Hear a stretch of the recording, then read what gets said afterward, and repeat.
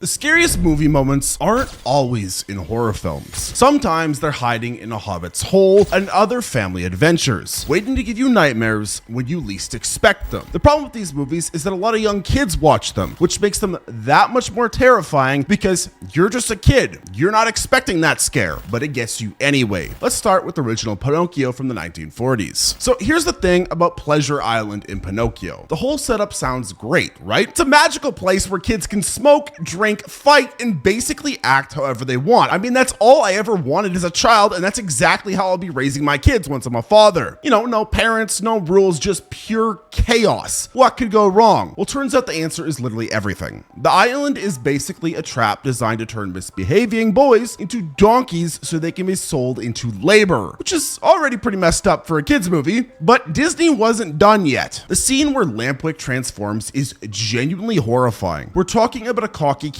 who suddenly starts growing donkey ears while he's playing pool with Pinocchio. At first, Lampwick thinks it's funny. He's laughing and joking around until he touches his face and realizes his nose is getting longer and hairier. Then the panic sets in. His hands start changing into hooves right in front of him. He can't grab anything anymore, and he drops to the ground on all fours because that's all his body can do now. But here's the part that really screwed with my head. Lampwick starts screaming for his mother, and not just regular screaming, desperate, terrified crying for his mom while his body keeps changing. His voice cracks and turns into braying sounds, but you can still hear him trying to call out. Disney animated most of this in shadow, which somehow makes it worse because your brain fills in the details. The whole thing maybe lasts like 1 or 2 minutes, but it feels way longer when you're watching a child essentially die and become an animal. Parents in the 1940s brought their kids to see a cute puppet story and walked out with traumatized children asking why the boy couldn't go home to his family anymore. And Disney knew exactly what they were doing here, and they did not care about your comfort level. And speaking of not caring about comfort levels, let's talk about Large Marge. Tim Burton looked at Paul Rubens' goofy bike adventure and decided it needed some nightmare fuel. This is why we can't have nice things in society anymore. Large Marge shows up around halfway through Pee-wee's Big Adventure, when our bow tie wearing man-child needs a ride down a dark highway. She seems normal enough, just a friendly truck driver helping out a stranded guy. The conversation starts casual. She's telling Pee-wee about her job,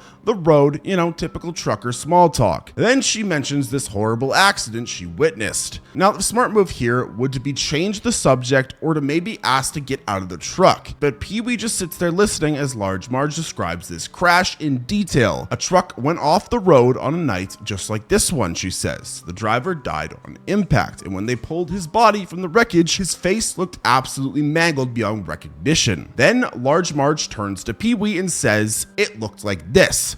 Her face suddenly morphs into this gross claymation monster. Bulging eyes, twisted mouth, the whole deal. It happens in maybe half a second, accompanied by this shrieking sound effect that probably broke theater speakers nationwide. And then her face snaps back to normal and she drops Pee-wee off at a diner. The punchline? Large Marge died in that crash 10 years earlier. Pee-wee just got a ride from a ghost who thought scaring the hell out of him would have been hilarious. Burton executed this perfectly. The whole movie is silly and harmless, and then bam, a genuine terrifying horror movie jump scare right in your face. Kids who were happily watching Pee-wee be weird suddenly found themselves crying in theater lobbies. Parents who expected a harmless comedy got to deal with nightmares for weeks. But let's talk about some more cartoons, because Who Framed Roger Rabbit was about to prove they could be way scarier than ghosts. Judge Doom in Who Framed Roger Rabbit spends most of the movie being creepy in that Christopher Lloyd way. The dead stare, the weird voice, the general vibe this guy probably shouldn't be allowed near schools. The film keeps him just human enough that you think you're safe. He's the bad guy, sure, but he's a regular person bad guy in a wacky cartoon world. Then the steamroller scene happens. Doom gets run over completely flat, and you think, well, that's that. Problem solved. Except the movie's not done with you yet. His flat body starts peeling off the ground, making this horrible scraping sound. Then he pops back to normal shape, except now his eyes are bugging out and his voice sounds completely wrong. And that's when he starts pulling off pieces of his face. Not makeup, but actual chunks of what you thought was his real head. Turns out Judge Doom was never human at all. He's a cartoon wearing a human costume, and his real form has these bright red eyes and razor sharp pupils that look ready to cut glass. The voice Christopher Lloyd uses for this reveal is pure nightmare fuel. It's high pitched and shrieking, but delivered with this calm, matter of fact tone. I talk! Just wait! The whole transformation takes maybe a couple seconds, but those couple seconds rewrote what people thought cartoon villains could be. This isn't Yosemite Sam getting angry or the Wicked Witch cackling. This is genuine body horror happening to a character who is supposed to be the normal human anchor in a cartoon world. Lloyd's performance here is incredible. He goes from somewhat menacing human to absolutely terrifying cartoon monster without missing a beat. The way he moves becomes all wrong. It's too bouncy, too flexible. He's too excited about being evil. But Judge Doom was just getting started compared to what Steven Spielberg had planned. Steven Spielberg looked at his fun adventure franchise called Indiana Jones and decided it needed a human sacrifice scene. This decision had grave consequences. And that grave consequence, well, the heart-ripping scene in the Temple of Doom is why the PG-13 rating even exists in the first place. That is not a joke. This movie directly caused the MPAA to create a new rating because parents lost their minds when they saw what Spielberg had done to their beloved Indy. You walk into a theater expecting whip cracking and Nazi punching, and instead you get a guy having his heart torn out of his chest while he's still alive. Mola Ram, the villain, doesn't just kill the sacrifice victim. He reaches into the guy's chest,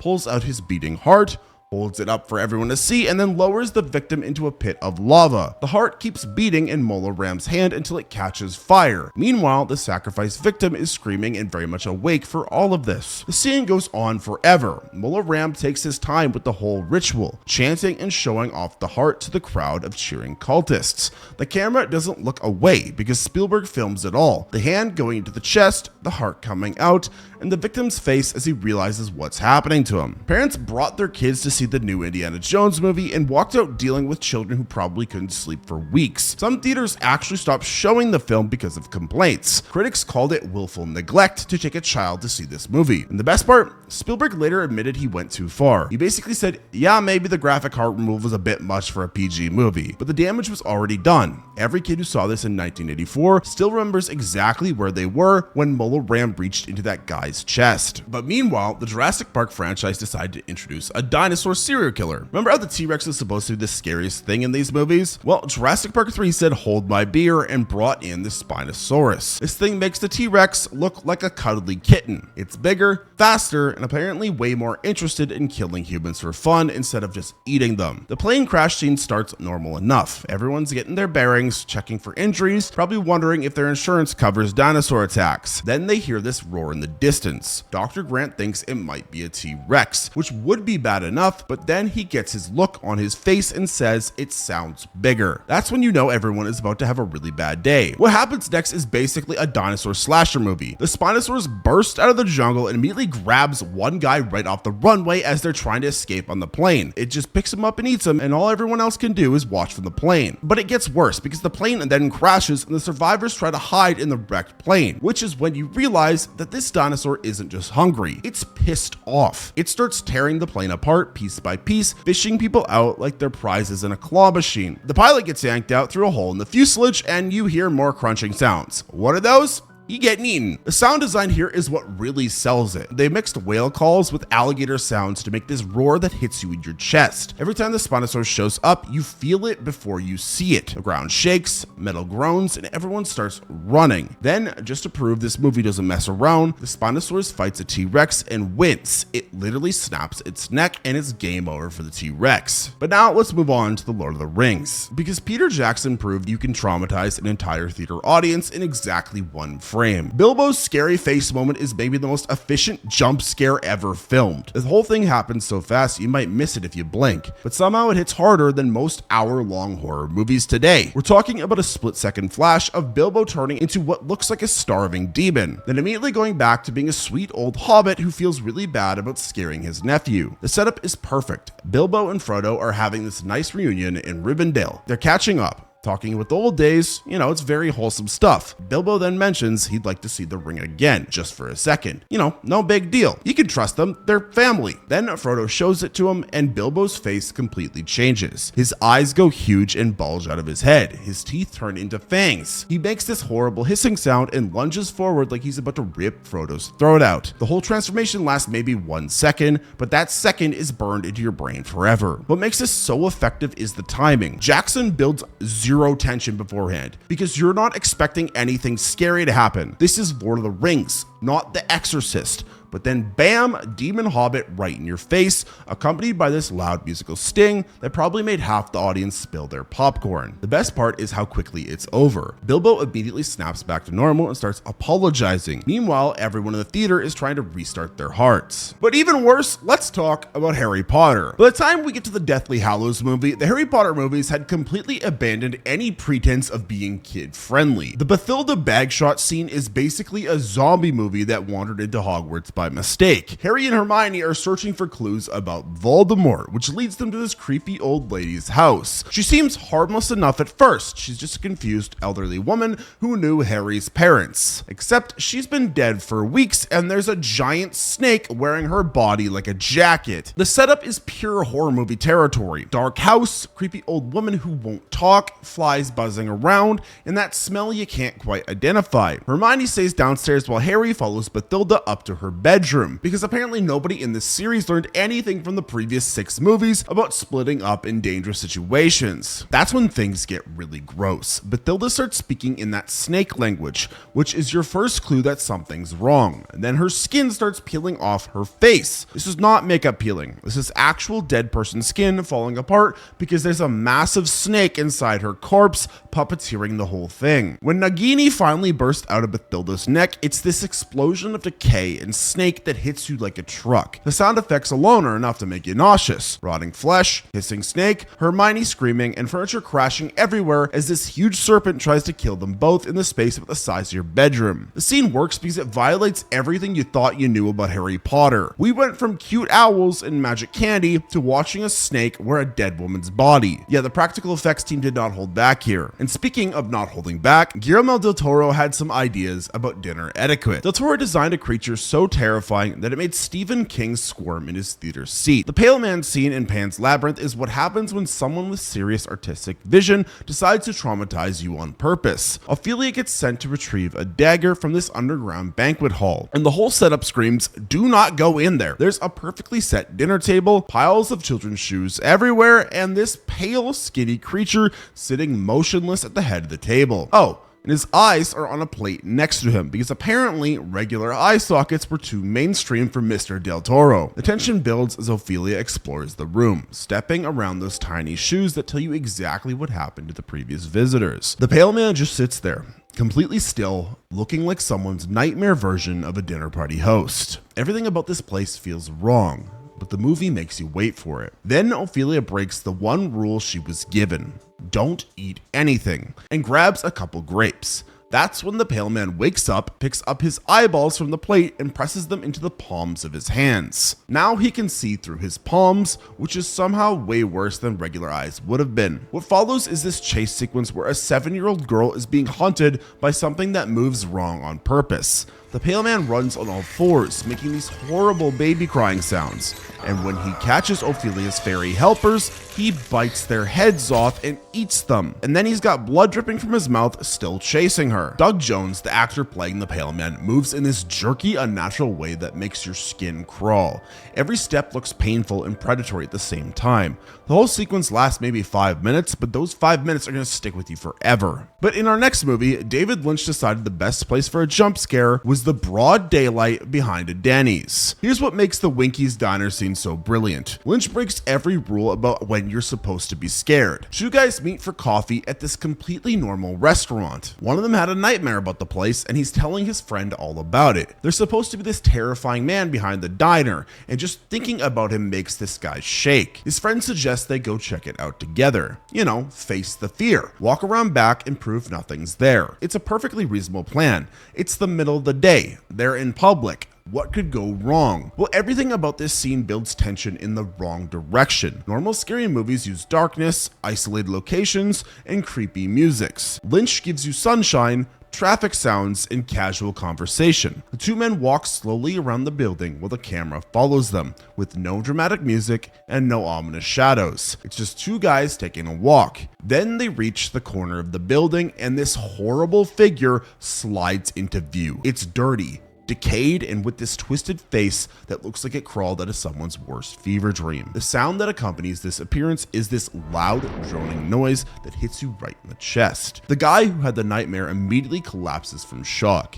His friend stands there looking stunned while the audience tries to restart their nervous systems. Lynch spent 15 minutes building up to maybe 2 seconds of actual scare, but those 2 seconds work so perfectly that people still talk about jumping out of their seats 20 years later. The whole setup feels like a practical joke Lynch is playing on everyone who thinks they know how scary movies work. But in our next movie, some nightmares come from withdrawal instead of from your dreams. Turns out, heroin withdrawal turned out to be an excellent source of horror movie material. Who could have known? Well, in Trainspotting, Mark Renton decides to quit heroin cold turkey, which means locking himself in a room and letting his brain completely lose its mind for a few days. The withdrawal hallucinations start mild enough. Game shows on the TV, weird voices, general paranoia. You know, standard drug withdrawal stuff that you might expect a realistic drama about addiction to be about. But then the dead baby shows up on his ceiling. And this isn't just any dead baby. It's the child of another addict who died earlier in the film from neglect.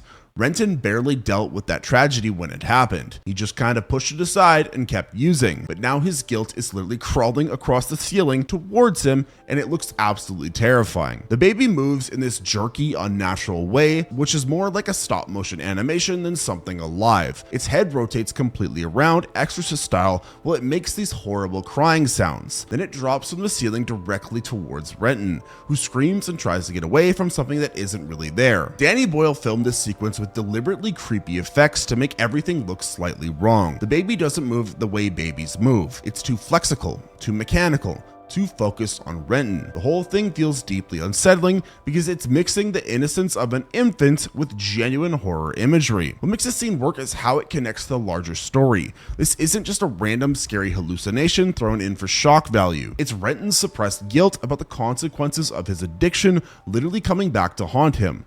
The horror comes from the emotional truth underneath the nightmare. The scene maybe lasts 30 seconds, but it's probably the most disturbing moment in a film full of disturbing moments about drug addiction and wasting your life away. But now let's move on to American History X, because real violence hits different when there's no movie magic to soften the blow. The curb stomp scene in American History X lasts maybe 30 seconds, but those 30 seconds changed how people thought about movie violence forever. Edward Norton's character Derek catches some guys trying to steal his truck, shoots one and wounds another, which is standard action movie setup. But then Derek tells the wounded kid to put his mouth on the curb. And that's when you realize this isn't going to be a normal movie fight scene. What happens next is so brutal that most people can only watch it once. The wounded guy, bleeding and terrified, has to open his mouth and bite down on the concrete curb. Derek positions his foot over the back of the guy's head, and you know exactly what's about to happen. And there's nothing cinematic about it. There's no dramatic music, no clever camera angles, just the sick reality of what humans can do to each other. The sound when Derek stomps down is the worst part. The crunch of teeth and skull against concrete is something your brain never forgets. They don't show you the graphic aftermath, but they don't need to. Your imagination fills in those details just fine. Norton's performance here is chilling because he shows no emotion afterwards. No regret, no satisfaction, just cold completion of a task. This isn't a movie villain enjoying his evil moment. It's a real person who's been consumed by hate to the point where murder feels routine. The scene works so well because the director Tony Kaye refused to make it feel like entertainment. There is no slow motion, no dramatic lighting, no soundtrack telling you how to feel. It's shot in stark black and white, giving this documentary feel that makes everything more immediate and horrible. The moment traumatized audiences because it felt completely real, and the terrible truth is that it basically was if it wasn't in a movie. But at least that scene was over relatively quickly, because some executions can drag on forever. The dry sponge execution in The Green Mile might be the most disturbing death scene ever filmed, and it happens in what's supposed to be a toned down version of Stephen King's adaptation. Edward Delacroix is scheduled for execution in an electric chair,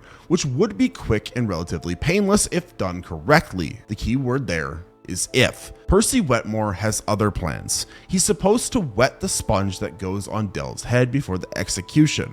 The water conducts electricity and makes death instant. Instead, Percy leaves the sponge completely dry. This isn't an accident or incompetence. This is deliberate torture disguised as a procedure. When they flip the switch, Dell doesn't die quickly. The electricity can't conduct properly, so instead of a quick death, he gets slowly cooked alive. His body convulses against the restraints while smoking starts rising from his skin. The sponge on his head catches fire. The smell of burning flesh fills the execution chamber while Dell screams in agony. Everyone watching, the guards, the witnesses, the warden, realizes something's gone horribly wrong, but they can't stop it immediately. Dell's suffering goes on for what feels like forever, while Percy just stands there watching his handiwork. The sound effects here are nauseating. The electrical buzzing, the sizzling flesh, and Dell's screams turning into gurgles as his blood literally boils. Tom Hanks' character, Paul Edgecombe, is shouting for someone to cut the power, but it's too late. Dell dies in the most horrible way imaginable, while a room full of people watches helplessly. The scene works because it's not some over-the-top horror movie death. This is something that could have actually happened if the wrong person had control over the situation. Percy's casual cruelty makes it even worse. He did this torture solely because he felt like it. But moving on to our next movie, did you know that Steven Spielberg's D-Day sequence made actual war veterans walk out of theaters? Well, in Saving Private Ryan, there's 25 minutes of pure carnage. It starts the moment those boat doors drop open on Omaha Beach. Soldiers get cut down by machine gun fire before they can take a single step onto French soil. The ones who make it into the water find themselves swimming through blood while their gear drags them under. Bodies float everywhere. Limbs get blown off and guys pick them up, looking confused about where to put them. This isn't movie violence where people get shot and fall down dramatically. Soldiers take bullets to the stomach and spend their last minutes trying to hold their intestines inside their bodies while calling for their mothers. Others catch fire from explosions and run around screaming until someone puts them out of their misery. The sound design here is what really gets you. Bullets whizzing past your ears, the wet thud of bodies hitting sand, and grown men crying. Tom Hanks' character goes temporarily deaf from shell shock, and suddenly the audio cuts out almost completely. Now you're watching this hellscape in near silence, which somehow makes it worse. You're seeing men burning alive, medics get shot while treating wounded soldiers, and complete chaos unfolding in slow motion while your brain tries to process what you're seeing. The camera work makes you feel trapped on that beach with them. There's shaky handheld shots and low angles that put you right in the sand with the bullets flying overhead. There's no heroic music, no dramatic speeches, just the sound of people dying badly while trying to move forward anyways. When the sequence finally ends and the Americans secure the beachhead, you're left feeling like you've been through actual combat. In fact, World War II veterans said this scene gave them flashbacks. Parents brought their kids expecting a typical war adventure and left dealing with just a minor glimpse of the actual trauma soldiers have been through. But sometimes the scariest moments happen in movies during perfectly polite conversations. And the one movie that represents this best? Inglourious Basterds. Because Hans Landa proved that manners can be more terrifying than violence. The opening sequence of Inglourious Basterds is 20 minutes of a Nazi officer having milk and cookies with a French farmer, and somehow it's more nerve-wracking than most horror movies. Colonel Landa shows up at this farmhouse asking questions about missing Jewish families in the area. He's polite, charming, and even compliments the farmer's daughters. Meanwhile, there's a Jewish family hiding under the floorboards, listening to every word. Christopher Waltz plays Landa as this perfectly civilized monster who never raises his voice or makes direct threats. He just sits there drinking milk, smoking his pipe, and casually explaining what he thinks about the Jewish people. The whole time he's talking, you can hear the family breathing underneath the floor. One creak of a floorboard, and they're all dead. The tension builds so slowly you don't notice it happening until your shoulders are up around your ears. Landa switches from French to English mid-conversation so the hidden family won't understand what he's saying. He talks about rat hunting while staring directly at the spot where they're hiding. The farmer starts sweating bullets, knowing that one wrong answer gets everyone killed. Tarantino stretches this scene way past the breaking point on purpose. You just want someone to start shooting already because the waiting is unbearable. When Landa finally drops the friendly act and demands the farmer to confess, it's almost a relief. At least now everyone knows where they stand. But then the machine guns open up through the floorboards and the family gets torn apart while the youngest daughter escapes across a field. Landa watches her run away through his pistol sights, decides not to shoot, and cheerfully waves goodbye instead. 20 minutes of polite conversation followed by 10 seconds of mass murder.